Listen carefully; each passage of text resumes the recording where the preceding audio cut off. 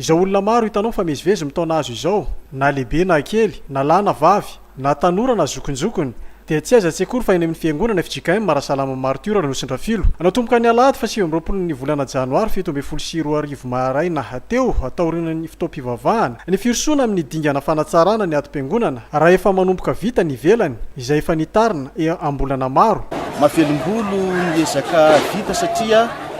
raha nanomboka tamin'ny septambra 2013 ny ady fototra dia efa tafatsangana tanteraka ny fiangonana ny hatramin'izao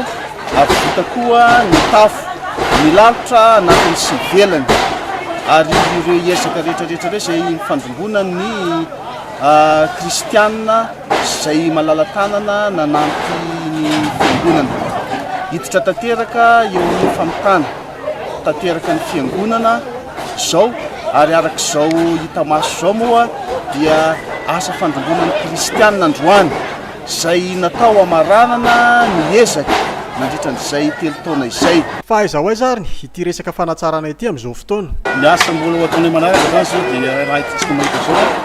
dia ny fanaovana ny dalazy ao anatiny ary ny fananganana pilipitra vaovao satria araka hita zany dia mivadika ery mila andefana ery indray ny pilipitra dia tsy maintsy anangana izay ny asa atao androany anangana ny plasiny zany pilipitra vaovao izany. Manaraka dia ary vita itsika tany zao dia anao koa ny tilikambo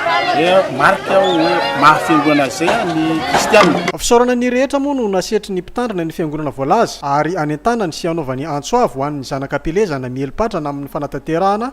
ny Adidy Masina.